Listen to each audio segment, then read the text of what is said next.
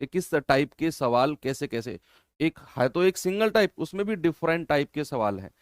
जैसे टाइप 1 डालना बच्चे, इससे आपको और अच्छे समझ में आएगा जब मैं टाइप वाइज सिखा दूंगा ना, टाइप 1, क्योंकि बड़ा, मैं कह रहा हूं एसएससी का बड़ा ट्रेंडिंग टॉपिक है जो मैं अब आपको पढ़ाने वाला हूं, जिस तरीके के सवाल कराने वाला हूं एसएससी के बड़े ट्रेंड में है वो सवाल, है ना।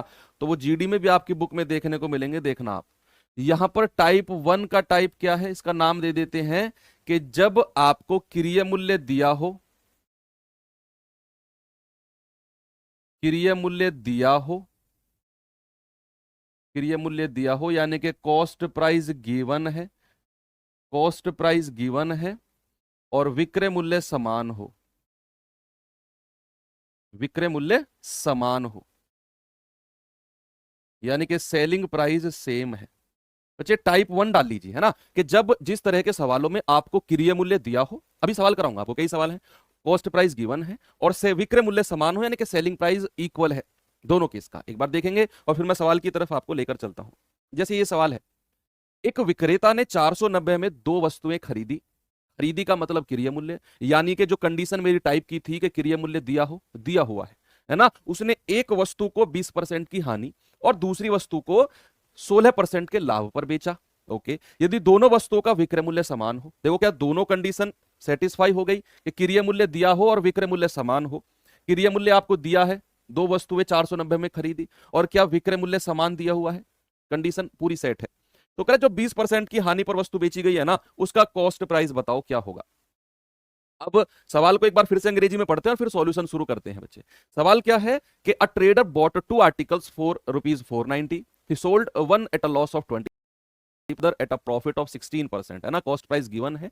If the selling price of both the article is same, selling price same है, then the cost price of the article sold at 20% loss is what. अब यहां पर इस तरह के सवालों में बच्चे उसने आपको कॉस्ट प्राइस दोनों आर्टिकल का कॉस्ट प्राइस दिया हुआ है 490। मैं मानता हूं पहले आर्टिकल का कॉस्ट प्राइस ए होगा और दूसरे का बी होगा। भाई मुझे नहीं पता, उसने दोनों को मिलाकर बोला कि दोनों ना 490 के हैं, दोनों मिलकर। मैंने कहा चलो ठीक है, पहले का कॉस्ट प्राइस ए होगा, दूसरे का बी होगा, पहले का ए होगा, दूसरे का बी होगा। अब बच्चे मुझे आप ही के अंतरात्मा से मुझे एक बड़ा प्यारा सा उत्तर मिलना चाहिए। सामने देखो, सामने पेन को, ये क्वेश्चन को लिखना बंद करो, सामने देखो।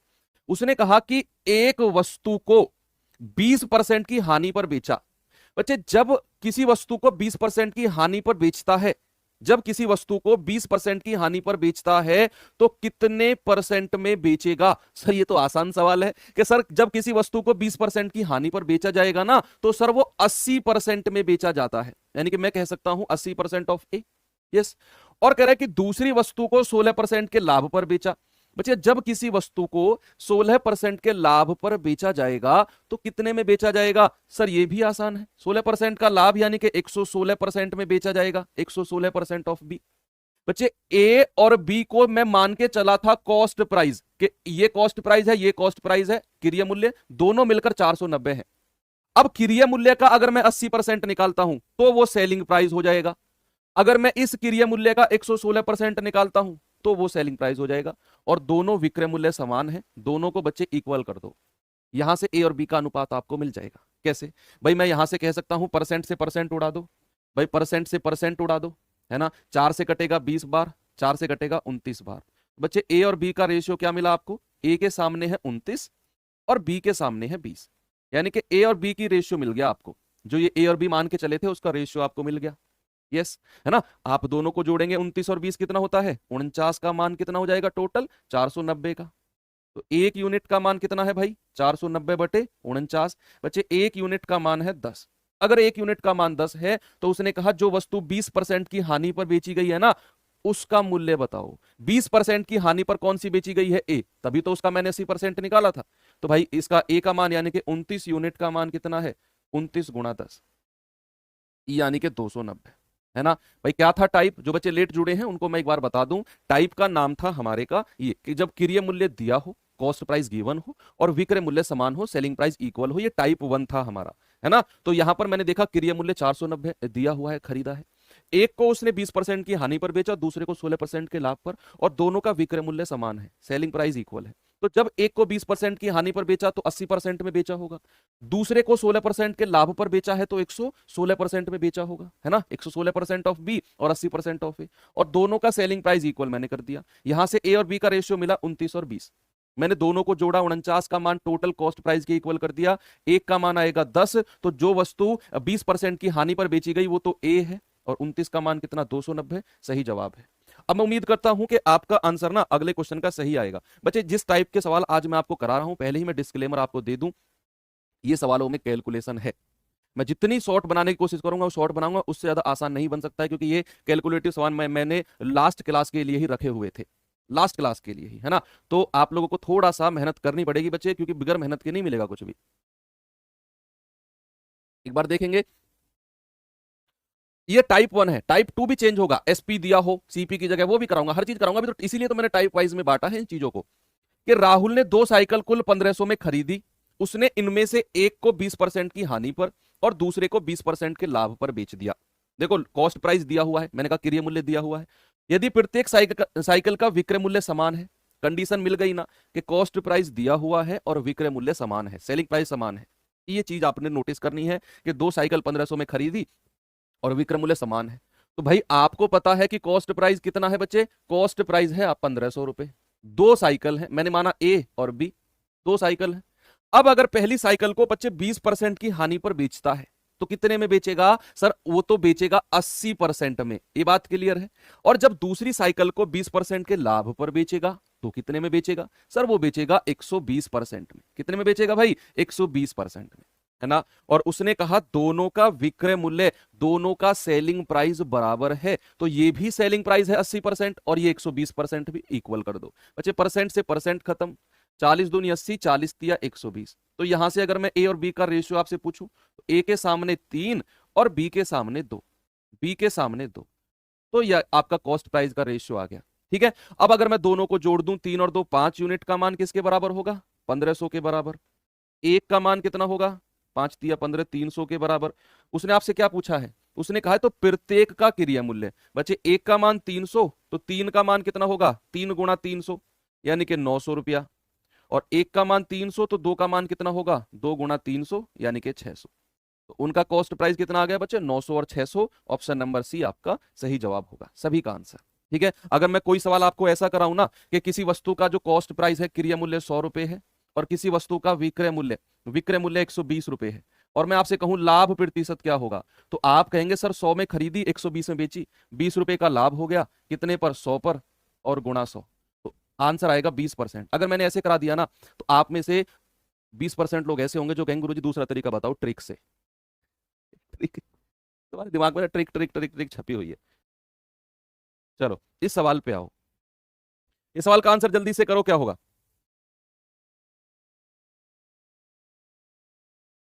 देखेंगे एक बार, एक व्यक्ति ने 1008 रुपए में 2 बकरियां खरीदी, ओके। एक बकरी उसने 20% की हानि पर, दूसरी बकरी 44% के लाभ पर बेच दी, प्रत्येक बकरी को समान कीमत पर बेचा। बच्चे सेम कंडीशन है, आपको क्रय मूल्य दिया है कितना, दोनों का मिलाकर 1008, और उसको सेलिंग प्राइस भी इक्वल दिया है। अभी मैं उसी टाइप का क्वेश्चन करा रहा हूं जो टाइप मैंने अभी आपको लिखवाया है कि क्रय मूल्य दिया हो और सेलिंग प्राइस इक्वल हो, है ना। तो यहां पर आपको बच्चे कॉस्ट प्राइस दिया है कितना, 1008। मैं कहता हूं वो 2 बकरियां हैं ए और बी, भाई अगर उसने पहली पर 20% की हानि की तो कितने में बेचा होगा, 80% में। अगर दूसरी पर 44% का लाभ है तो क्या 144% में बेचा होगा कि नहीं। और उसने कहा दोनों का कॉस्ट सेलिंग प्राइस जो है, विक्रय मूल्य है, वो दोनों का समान है, इक्वल कर दो। अब यहां पर आप काटा पीटी शुरू कर दो भाई, परसेंट से परसेंट खत्म, 16 से कटेगा, 16 पंजे 80 और 16 निम्मा 144। तो यहां से ए और बी का रेशियो कितना आ गया, ए के सामने 9 और बी के सामने 5, यानी कि ये इनके कॉस्ट प्राइस का रेशियो है। दोनों को आप जोड़ोगे 9 और 5 14 यूनिट का मान किसके बराबर है बच्चे, 1008 के। तो एक का मान कितना होगा, 14 सत्ते 98, 2 14 दूनी 28, यानी कि एक यूनिट का मान है 72 रुपीज। अब उसने कहा कि हानि पर बेची गई बकरी का क्रय मूल्य, हानि पर बेची गई बकरी का क्रय मूल्य क्या होगा भाई, हानि पर तो ये बेची थी जो 80% में बेची थी, ए, है ना, यानी कि 9 यूनिट, और 9 यूनिट का मान कितना होगा, 72 इंटू 9, 9 दूनी 18, 9 सत्ते 63 और 1 64। आपका आंसर कितना आएगा बच्चे, 648, ऑप्शन नंबर ए। अगर सवाल आपसे पूछता कि जो बकरी लाभ में बेची है उसका क्रिय मूल्य क्या होगा। तो एक का मान 72, तो 5 का मान आप निकाल देते, 5 गुणा 72 यानी कि 360। बड़े आसानी से आप निकाल सकते थे, है ना। लेकिन आपसे तो पूछा है इसका, तो आपका आंसर ये हो जाएगा। ये क्रिया मूल्य किसका है, जो लाभ पर बेची गई है, जो ना लाभ पर बेची गई है, ये उसका है।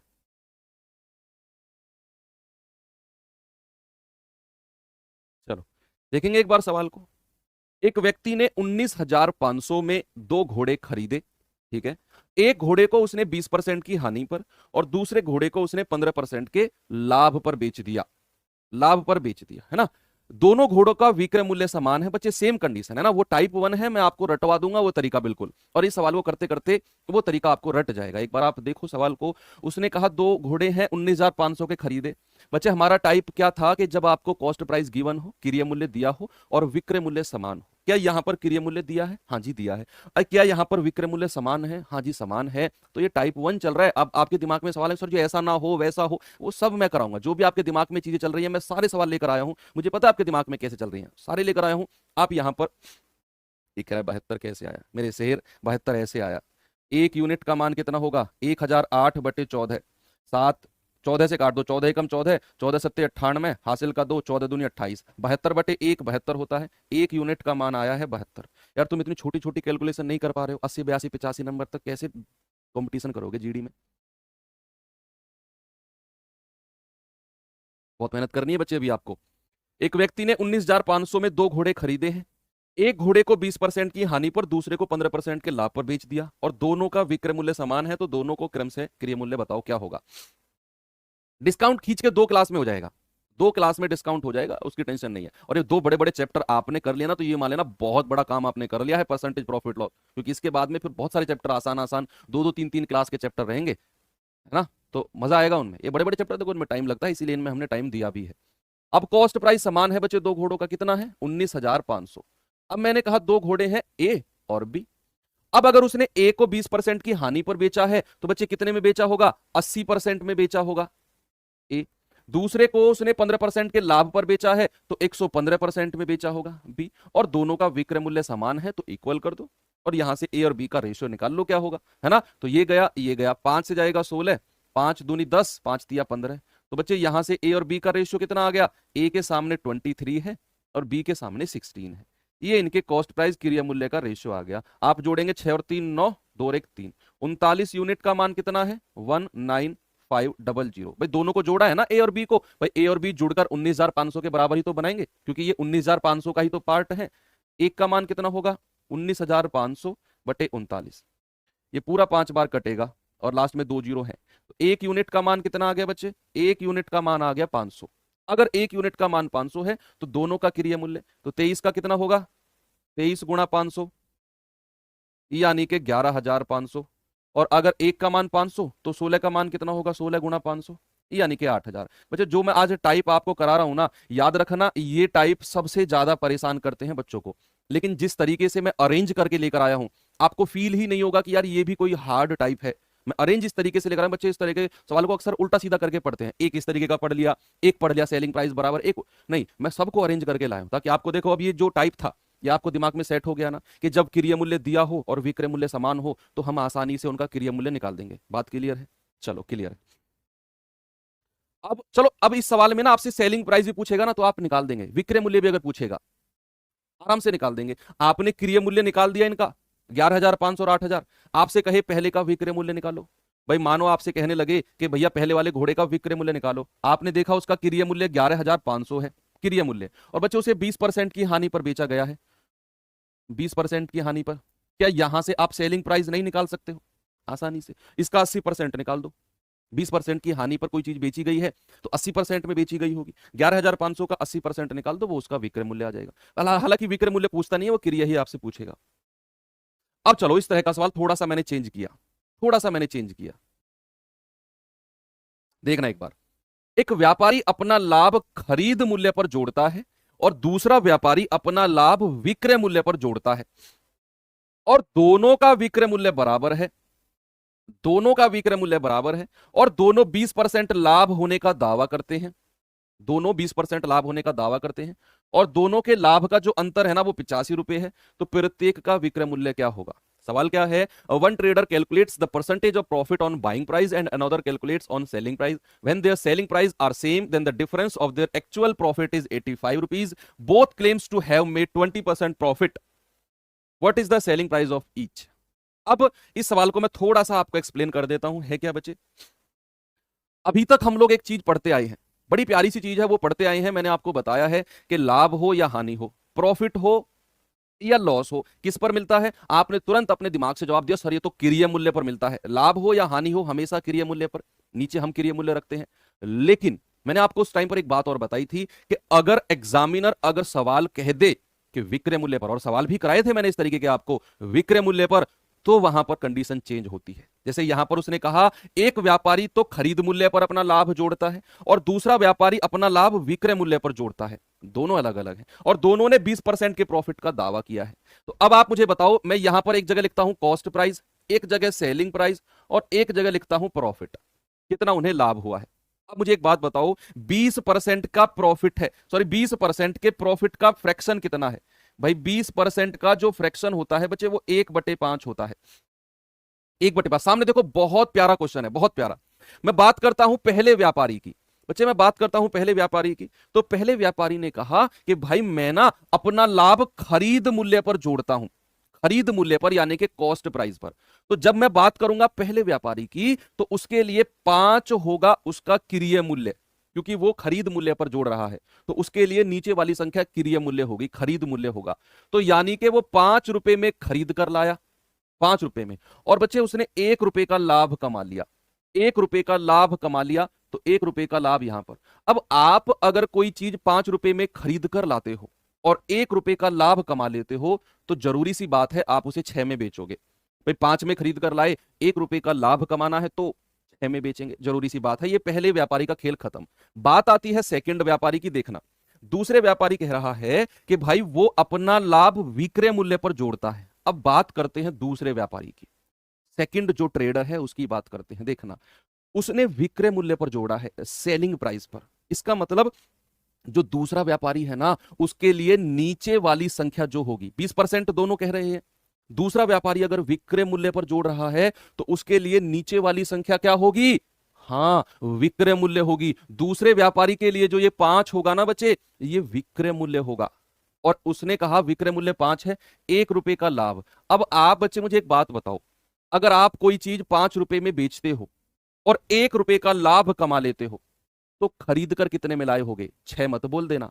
5 में बेचा है आपने और 1 रुपए का लाभ हो गया बेचने पर, तो खरीद कर कितने में लाए होगे? 4 रुपए में खरीद कर लाए होगे. ये चीज बड़े गौर से आपको समझानी है. पहला व्यापारी कह रहा था अपना लाभ क्रिय मूल्य पर, कॉस्ट पर लेता है, तो 5 उसके लिए कॉस्ट प्राइस है, 1 रुपए का लाभ तो 6 में बेचेगा. दूसरा व्यापारी कह रहा है कि मैं विक्रय मूल्य पर जोड़ता हूं, तो उसके लिए 5 रुपए विक्रय मूल्य, 1 रुपए का लाभ, तो 4 में वो खरीद कर लाया होगा. अब उसने एक बात और कही है कि दोनों का विक्रय मूल्य बराबर है. बच्चे दोनों का सेलिंग प्राइस इक्वल है, बराबर है. तो दोनों का सेलिंग प्राइस हमें इक्वल करना है. इसका 6 है, इसका 5 है. तो अगर इसका 6 है, इसकी 6 की गुणा नीचे कर दो, इसका 5 है तो 5 की गुणा ऊपर कर दो, दोनों का सेलिंग प्राइस इक्वल हो जाएगा. देख लो, है ना भाई. 5 की गुणा ऊपर कर दी, 6 की नीचे. अगर 5 की यहां की है तो यहां भी करनी पड़ेगी और यहां भी करनी पड़ेगी. 6 की यहां की है तो यहां भी करनी पड़ेगी और यहां भी करनी पड़ेगी. तो विक्रय मूल्य कितना हो गया? 30 और 30 विक्रय मूल्य. और उसने बोला भी है कि दोनों का विक्रय मूल्य समान है ना. तो प्रॉफिट यहां कितना है? 5 का, और यहां कितना है? 6 का. कितना अंतर आ गया भाई? 5 और 6 का अंतर कितना है? 1 यूनिट का. और सवाल ने कहा 85 रुपए का अंतर है, 85 रुपए का अंतर है. ठीक है, तो एक का मान कितना है? 85 रुपए. एक का मान कितना है बच्चे? 85 रुपए. क्योंकि उसने कहा है ना दोनों के लाभ का अंतर 85 है, तो इसको 5 रुपए का लाभ हुआ है, इसको 6 का. तो अंतर कितना है? 1 का और 85 रुपए. प्रत्येक का विक्रय मूल्य, 1 यूनिट का मान 85, तो 30 का मान कितना होगा? 85 गुणा 30. तो 0, 3 पंजे 15, 3 अट्ठे 8 या 24 और 1 25. तो कितना होगा बच्चे? 2550 रुपए. ऑप्शन नंबर सी आपका सही जवाब होगा. सवाल में कॉन्सेप्ट बहुत ज्यादा था, कुछ था नहीं, कैलकुलेशन कुछ थी नहीं, कॉन्सेप्ट ज्यादा था. बस हमने चीजों को अरेंज किया, फिर मैंने सेलिंग प्राइस इक्वल किया. ये 6 था, ये 5 था, और विक्रय मूल्य समान करना था मुझे. तो मैंने 5 की गुणा इसमें कर दी और 6 की गुणा इसमें कर दी, दोनों को 30 30 बना दिया, है ना. 6 की गुणा इसमें हुई तो तीनों में होगी, 5 की गुणा इसमें हुई तो तीनों में होगी. मैंने देखा इसको जो लाभ हुआ है वो 5 का हुआ है, इसको जो लाभ हुआ है वो 6 का हुआ है, और दोनों के लाभ का जो अंतर है वो 1 यूनिट का है, और सवाल ने कहा 85 रुपए, तो 1 यूनिट का मान 85, उसने कहा प्रत्येक का विक्रय मूल्य, सेलिंग प्राइस ऑफ ईच, है ना, तो 30 का मान कितना होगा, 85 गुणा 30 यानी कि 2550, 2500 हैं। अब टाइप 2 डालिए, अब टाइप 2, पहले टाइप 1 चल रहे थे, अब टाइप 2 डालिए। टाइप 2 क्या है कि जब आपको विक्रय मूल्य दिया हो, विक्रय मूल्य, कुल विक्रय मूल्य दिया हो, कुल विक्रय मूल्य दिया हो और विक्रय मूल्य ही समान हो, विक्रय मूल्य क्या हो, समान हो, समान हो, है ना, सेलिंग प्राइस क्या हो बच्चे, इक्वल हो, सेलिंग प्राइस इक्वल हो और सेलिंग प्राइस ही आपको गिवन हो।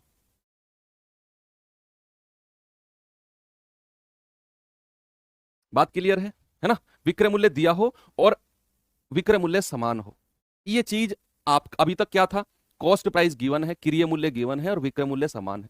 अब कॉस्ट प्राइस नहीं दिया, आपको विक्रय मूल्य दिया हो और विक्रय मूल्य ही समान हो। जैसे सवाल क्या है, मैं आपको एक सवाल दे दूं, मैं एक सवाल दे दूं आपको, भाई आपसे सवाल में कहेगा कि दो वस्तुओं का सेलिंग प्राइस इक्वल है, सेलिंग प्राइस क्या है, इक्वल है, यानी कि आपसे कहेगा विक्रय मूल्य समान है,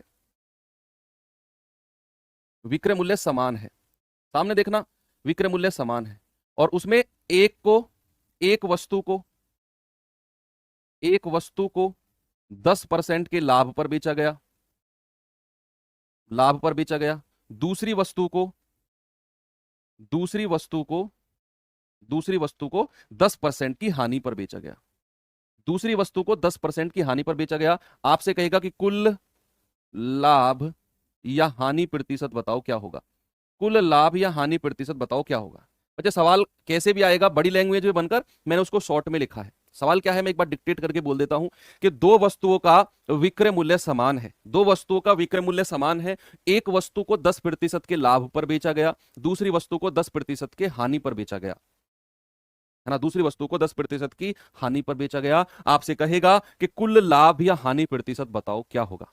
अब ध्यान रखना बच्चे इस बात को, इस बात को आप ध्यान रखना कि इस तरह के सवालों में जहां सेलिंग प्राइस इक्वल हो और एक को A% के लाभ पर बेचा जाता है, जहां सेलिंग प्राइस इक्वल हो, जहां सेलिंग प्राइस इक्वल हो, विक्रय मूल्य समान, ये नोट्स बनाते रहना बच्चे इस तरह के जो मैं आपको बता रहा हूं, ये जब रिवाइज करोगे ना आपको सारा चीज क्लियर हो जाएगा। इस टाइप के सवालों में ही बहुत सारे अलग अलग टाइप है ना, सेलिंग प्राइस इक्वल हो, A% के लाभ पर और दूसरे को उसी प्रतिशत की हानि पर बेचा जाता है, जितना प्रतिशत लाभ होता है उतना ही प्रतिशत हानि होती है, और सेलिंग प्राइस दोनों का इक्वल है ना, सेलिंग प्राइस दोनों का इक्वल है, एक को A% लाभ और दूसरे को A% हानि, ऐसे केस में हमेशा याद रखना बच्चे, ऐसे केस में हमेशा उसे हानि होगी, हमेशा उसे हानि होगी, ऐसे केस में हमेशा याद रखना, ऐसे केस में हमेशा उसे लॉस होगा। और कितने का लॉस होगा, लॉस होगा, लॉस परसेंट कितने का होगा, वो होगा A²/100% का, हमेशा ऐसे केस में उसे A²/100% का लॉस होगा। बस आपको एक सिंगल सी बात याद रखनी है कि जितने परसेंट का लाभ हुआ है उतने ही परसेंट की हानि होनी चाहिए। A% का प्रॉफिट है तो A% का लॉस होगा, हमेशा ऐसे केस में हानि होगी, हमेशा लॉस होगा। और ये चीज आई कहां से है बच्चे, आपने एक फॉर्मूला पढ़ा है A+B+A×B/100, पढ़ा है कि नहीं पढ़ा है, मैं आपको ड्राइव करके बताता हूं, हालांकि इसकी जरूरत नहीं है, मैं डेरिवेशन करा देता हूं। अब मान लो पहले पर A% का लाभ है तो A, दूसरे पर A% की हानि है तो माइनस का A हो जाएगा भाई B की जगह, है ना, माइनस का A प्लस A गुणा -A/100, तो A से तो A 0 हुआ, माइनस का A²/100। बच्चे इस माइनस के साइन का हमेशा मतलब होगा लॉस, हानि, ये हमेशा आएगा जब भी ये दोनों इक्वल होंगे, यहां माइनस का साइन आएगा, ये दोनों कट जाएंगे इसीलिए, है ना। तो याद रखना इस तरह के केस में हमेशा आपको लॉस होगा और वो होगा A²/100, A²/100। अब देखना यहां पर आपको पता चला 10% का लाभ और 10% की हानि, A% का लाभ A% का लॉस, तो इस सवाल का जो आंसर होगा बच्चे वो लॉस परसेंट आएगा कितना, A²/100, यानी कि 10 का स्क्वायर/100, आपका आंसर हो जाएगा 100/100, यानी कि 1% का लॉस आएगा, 1% की हानि होगी हमेशा, कितनी होगी, 1% का लॉस होगा हमेशा, याद रखना इस बात को। सवाल को अगर मैं थोड़ा सा चेंज करके लिख दूं अगर मैं सवाल को थोड़ा सा चेंज करके लिख दूं, मैंने यहां पर कह दिया बच्चे 20% और यहां पर 20%, तो आप क्या कहेंगे? अभी आपके दिमाग में एक बात आ रही होगी कि सर अगर ये बराबर ना हो तो क्या करें? वो भी है मेरे पास, मगर सब चीज है मेरे पास, जो मैं करा रहा हूं उस पर फोकस रखो। ये अगर लाभ और हानि बराबर ना हो तो फिर ये तरीका नहीं लगेगा, फिर कुछ और लगेगा। बस आप फोकस रखो, फिर कुछ और लगेगा। आप बस याद रखना सेलिंग प्राइस बराबर होना चाहिए। उसके बाद में एक वस्तु को 20% के लाभ पर, दूसरी को 20% की हानि। जितना लाभ है उतना ही हानि है। ऐसे केस में हमेशा उसे हानि होगी। और बच्चे कितनी होगी? ए स्क्वायर बटे 100। तो 20 का स्क्वायर बटे 100 यानी कि 400 आएगा, और बटे 100। तो आप कहेंगे कि सर 4% का लॉस हो जाएगा। इस सवाल का जो आंसर है वो कितना हो जाएगा? 4% का लॉस, है ना? जितना परसेंट लाभ, जितना परसेंट हानि। अब सवाल में अगर इस तरह का ना मिले तो क्या करें? तो क्या करें? बात तो असली वो है कि अगर ये इक्वल ना मिले तो क्या करें। जैसे ये रहा सवाल आपके सामने, देखेंगे एक बार सवाल को क्या है।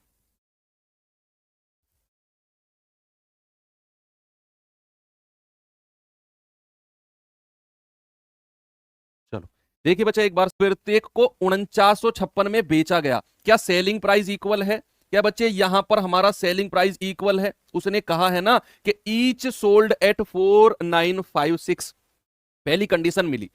एक को तो उसने 18% के लाभ पर हुआ बेचा है, और दूसरी वस्तु पर 16% की हानि हुई है। जितना लाभ उतनी हानि अगर होती, अगर ये 18% का लाभ है और 18% की ही हानि होती, तो फिर मैं कुल मिलाकर प्रतिशत लाभ या हानि बता देता।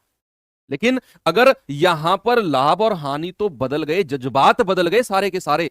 अब आप अगर सोच रहे हो ना कि ए स्क्वायर बटे 100, बच्चे वो केवल और केवल कब लगता है? जब 18% का लाभ और 18% की ही हानि उसको होती। इसका भी मेरे पास फॉर्मूला है, लेकिन उससे पहले एक थोड़ा सा बेसिक आपको बता देता हूं।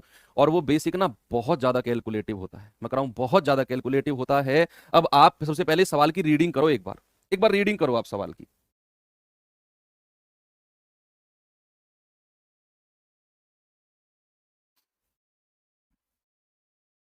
देखो, दो वस्तुओं में से प्रत्येक को उसने बेचा, सेलिंग प्राइस इक्वल है। हमें परसेंट में आंसर निकालना है, हमें इससे मतलब नहीं है। हमें यह पता है कि एक वस्तु को ना उसने 18% के लाभ पर बेचा है, और दूसरी वस्तु को ना उसने 16% की हानि पर बेचा है, 16% के लॉस पर बेचा है। इतना हमें क्लियर है। एक को 18% के लाभ पर और दूसरे को 16% की हानि पर। क्लियर है? अब सबसे पहले बच्चे मुझे एक बात बताओ कि पहली वस्तु को अगर 18% के लाभ पर बेचा है, 18% के प्रॉफिट पर बेचा है, तो इसका मतलब क्या है कि 100 रुपए में अगर वो खरीद कर लाया था तो बेचा कितने में होगा? बच्चे 18% का लाभ, यानी कि उसने 118 में बेचा होगा। ये पॉइंट क्लियर है? ये पॉइंट क्लियर है कि नहीं? हाँ जी क्लियर है कि अगर 18% के लाभ का मतलब है कि 100 में खरीद कर लाया है और 118 में बेचा है। दूसरी वस्तु को 16% की हानि पर, इसका मतलब क्या है कि अगर वो 100 में खरीद कर लाया है तो 16% की हानि का मतलब बच्चे 100 में से 16 घटा दो, 84 में बेचेगा, 84 में वो बेचेगा।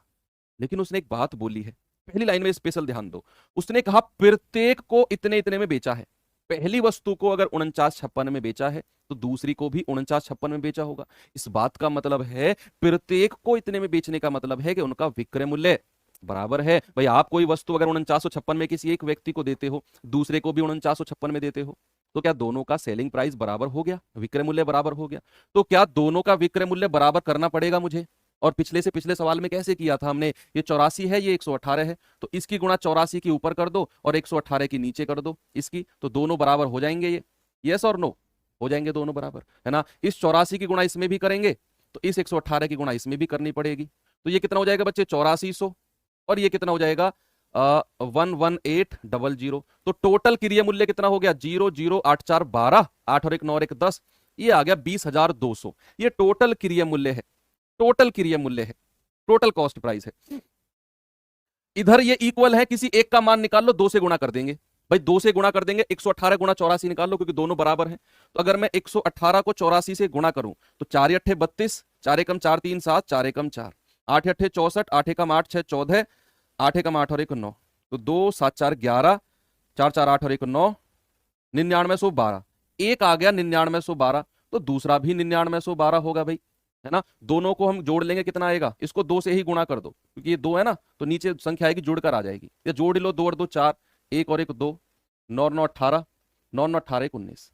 क्लियर है भाई? 4 8 32, 3 4 एकम 4 3 7, 4 एकम 4, 8 8 64, 6 8 एकम 8 6 14, 1 8 एकम 8 1 9, 2 7 4 11, 4 4 8 और 1 9 और 9। ठीक है, तो आपको पता चला कि दोनों वस्तुएं, अभी मैं बेसिक से बता रहा हूं, इसका फॉर्मूला भी बताऊंगा, टेंशन ना लो, इसका फॉर्मूला भी बताऊंगा मैं। देखना, मैंने कहा दोनों वस्तुएं 20,200 में खरीदी गई और 19,824 में बेच दी गई, 19,824 में बेच दी गई। भाई सबसे पहले मैंने क्या किया, 18% का लाभ का मतलब है 100 की चीज को 118 में बेचा गया। दूसरी पर 16% की हानि है तो 100 की चीज को 84 में बेचा गया। दोनों को प्रत्येक को इक्वल प्राइस पे बेचा गया है तो सेलिंग प्राइस इक्वल है। तो 84 की गुणा ऊपर कर दी 118 के नीचे, 84 की यहां भी करेंगे 118 की यहां, तो ये आ जाएगा 8400, ये आ जाएगा 11,800। दोनों को जोड़ा, पता चला 20,800 कुल किरीय मूल्य है, कॉस्ट प्राइस है। टोटल सेलिंग प्राइस कितना है, मैंने एक को गुणा किया मिला 9912, दूसरा भी 9912 हो जाएगा, जोड़कर मिला 19,824। अब आप एक चीज देखो कि 20,200 में खरीदा और 19,824 में बेचा, लाभ होगा या हानि? लाभ होगा या हानि? अगर एक को 20,200 में खरीदा और 19,824 में बेचा तो प्रॉफिट है या लॉस है? सर कम में बेचा है तो लॉस होगा, प्रॉफिट वाले ऑप्शन तो हटा दो, लाभ वाले ऑप्शन तो कोई मतलब ही नहीं है। अब कितने का हुआ है बच्चे, ये इसमें से ये घटा दो, 10 में से 4 गए 6, 9 में से 2 गए 7, और ये कितना है 1, 11 में से 8 गए 3, और यहां बचेगा 9 में से 9 गए 0, ये 376 रुपए का, बटे कितने पर 202 और डबल जीरो, और परसेंट में बदलने के लिए गुणा 100, 2 जीरो से 2 जीरो खत्म, 101 दो बार कटेगा ना, 2 एकम 2 1, 2 अट्ठे 16 और 2 अट्ठे 16, कितना आ गया भाई 188 बटे 101, इतना परसेंट का लॉस, इतने परसेंट का लॉस हुआ है। अब देखना, आप एक चीज देखो बच्चे, यहां पर एक चीज नोटिस करो, 101 का पहाड़ा पढ़ो, अगर आप 101 का पहाड़ा पढ़ते हो 2 बार तो ये 188 से ज्यादा चला जाएगा, यानी कि मेरा आंसर 2 बार नहीं कटेगा। अगर ये ऐसे होता 202 बटे 101 तो ये पूरा 2 बार कट जाता, लेकिन ये तो 2 से कम है तो 2 बार तो नहीं जाएगा, तो मेरा आंसर देखो, ये तो मैंने काट दिए थे, तो मेरा आंसर 2.1 तो किसी कीमत पर होगा ही नहीं। मेरा आंसर जो भी होगा, क्योंकि ये 2 बार तो नहीं कट रहा है, 1.9 के समथिंग कटेगा, तो मेरा आंसर केवल यही हो जाएगा, ऑप्शन नंबर बी। मैं नहीं काटा इसको, मैंने थोड़ा सा दिमाग लगाया कि ये 188 बटे 101 था, ये 2 बार नहीं कटेगा, 2 बार तो पूरा पूरा नहीं कटेगा, तो ये ऑप्शन हटा दो, बचा यही, यही मेरा आंसर होगा। अब ये तो हो गया इसका बेसिक मेथड बच्चे, ये भी अच्छा है। अब मैं अपना इसको इसका एक तरीका बता देता हूं, फॉर्मूला बता देता हूं, है ना, इसका एक फॉर्मूला बता देता हूं, आप इतनी लंबी चौड़ी कैलकुलेशन से बच जाओगे, इतनी लंबी चौड़ी कैलकुलेशन से आप बच जाओगे। कैसे? एक बार आप रीड करो फिर से सवाल को और मुझे बताओ कंडीशन क्या पूरी पूरी है ना, कंडीशन क्या पूरी पूरी है। मैं फॉर्मूला लिख देता हूं,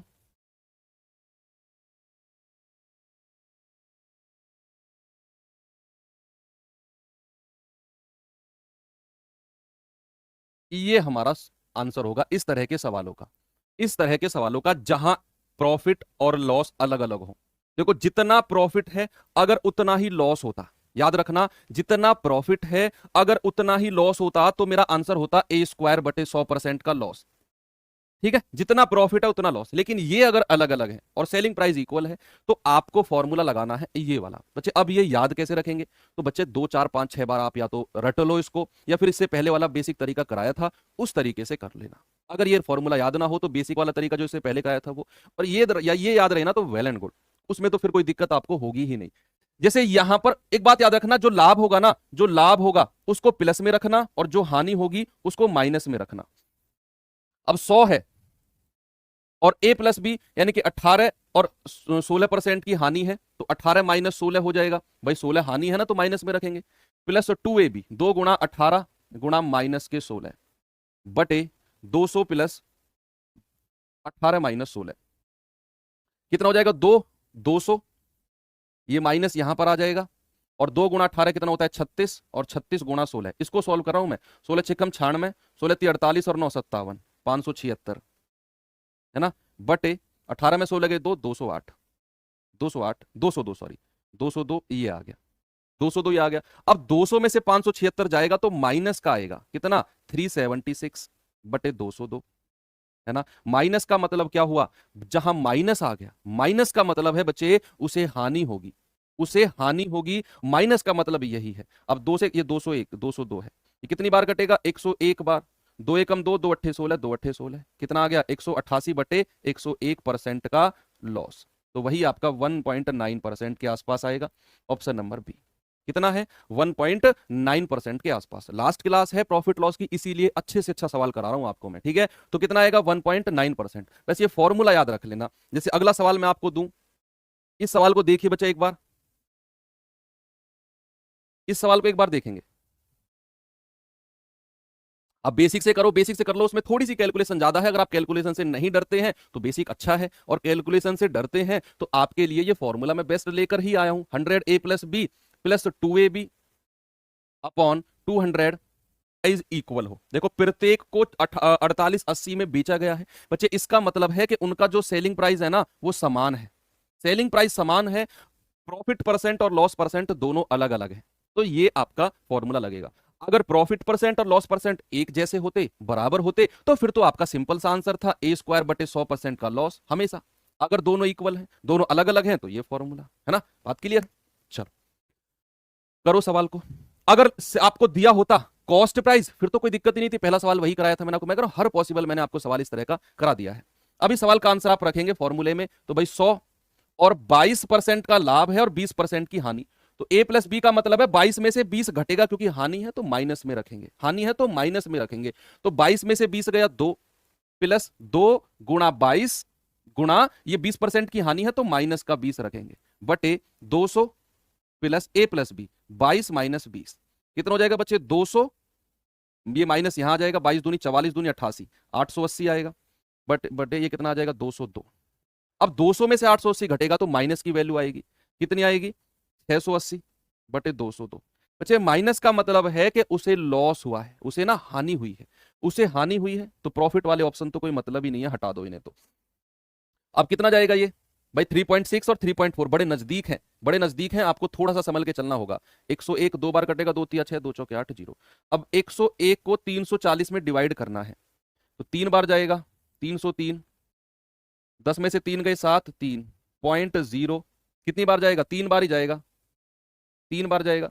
तो 3.3 के आसपास, ये तो ऑप्शन बहुत दूर हो गया, केवल यही ऑप्शन बनता है। ये लगभग लगभग 3.36% के आसपास जाएगा, और 3.36% यानी कि 3.4%।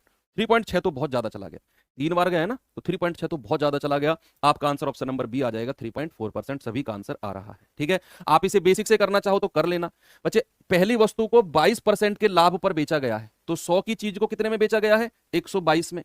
दूसरी को 20% की हानि पर, तो 100 की चीज को कितने में बचे? 80 में।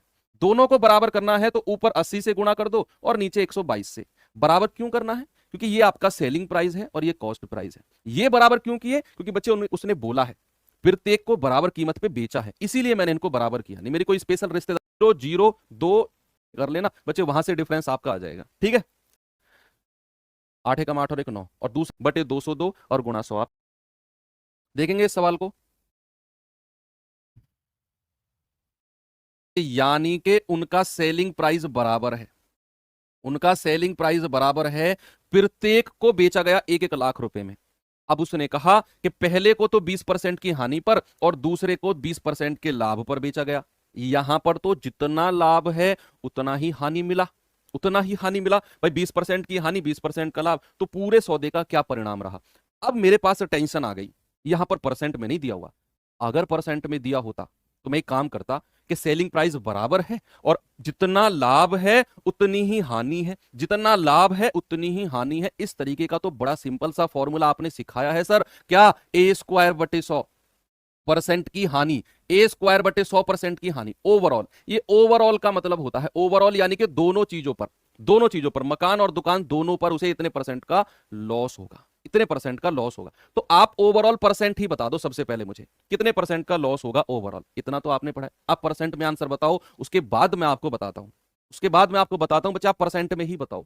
आपने देखा सर 20% की हानि और 20% का लाभ, जितनी हानि उतना लाभ, इसका तो बड़ा प्यारा सा फॉर्मूला है सर। आपने बताया है बड़ा प्यारा सा फॉर्मूला, कौन सा? 20% की हानि और 20% के लाभ का मतलब है सर ए स्क्वायर बटे 100% की हानि, यानी कि 20 का स्क्वायर बटे 100%, आपका आएगा 4% का लॉस, 4% का लॉस, 4% का लॉस। अब मुझे एक बात बताओ, कोई चीज अगर 4% के लॉस पर बेची जाती है तो कितने परसेंट में बेची जाती है? मेरा सिंपल सा सवाल आपसे है। कि कोई भी चीज, कोई भी वस्तु अगर 4% के लॉस पर बेची गई तो आप कहेंगे कि सर वो तो 96% में बेची गई है। मैंने विक्रय मूल्य आपसे पूछा है कि अगर 4% के लॉस पर बेची गई है तो 96% में वो बेची जाएगी। 96% में वो, ये जो 96% है ना बच्चे, ये विक्रय मूल्य है, ये दोनों का है। मकान किसका है? दोनों का। मकान प्लस दुकान, दोनों का विक्रय मूल्य है 96%, मकान और दुकान दोनों का। अब आप मुझे बताओ, मकान और दुकान दोनों को 1-1 लाख में बेचा गया, मकान को भी 1 लाख में बेचा गया, दुकान तौल निकाला है मकान और दुकान दोनों पर, तो विक्रय मूल्य जब 96% आएगा ये दोनों का आएगा। तो क्या मैं 96% का मान 1 + 1 यानी कि 2 लाख कह सकता हूं? भाई 1 लाख का कितना आएगा? 2/96। कितना आएगा? 2/96। और आपको तो बताना है पूरे सौदे पर क्या परिणाम रहा। पूरे सौदे पर बच्चे, पूरे सौदे पर तो 4% का लॉस रहा है, तो 4% का मान कितना होगा? 2/96 गुणा 4 पर इतना 1/12 लाख की क्या हुई है बच्चे? उसे हानि हुई है। तो आपका आंसर क्या होगा? 1/12 दोनों बराबर हो। याद रखना, ओवरऑल होता है हानि, A²/100% की हानि। आपने लगाया 20 और 20 यानी कि 4% का लॉस आपने कह दिया ओवरऑल। मैंने कहा अगर किसी वस्तु को 4% के लॉस पर बेचा गया तो क्या 96% में बेचा गया है? 96% में। और ये 96% दोनों का है, मकान और दुकान। तो 1 लाख में मकान, 1 लाख में दुकान, दोनों को बेचा गया है 2 लाख में, तो 1% का मान 2/96। उसने कहा पूरे सौदे पर, पूरे सौदे पर तो 4% का लॉस हुआ है, तो 4% का मान कितना आ गया? गुणा 4, यानी कि 1/12 लाख की हानि हुई है पूरे सौदे पर। अब ये सवाल ना मैं आपको देता हूं बच्चे, किस पर? होमवर्क के लिए। ये होमवर्क के लिए मैं आपको देता हूं। ये मैं आपको बता भी देता हूं कि किस तरीके से आपको करना है। जो मैंने एक सवाल कराया था सीपी, एसपी और प्रॉफिट वाला, यहां पर मैंने आपको रेशियो बनवाए थे और दो चीजों को इक्वल किया था। तो यहां पर ना लाभ ना हानि का मतलब है प्रॉफिट लॉस को इक्वल करना है। इस सवाल को मैं कल कराऊंगा और कल से बच्चे हमारा जो चैप्टर की शुरुआत होगी वो डिस्काउंट की होगी। किसकी होगी? डिस्काउंट चैप्टर की होगी। बट्टा चैप्टर की शुरुआत हो जाएगी।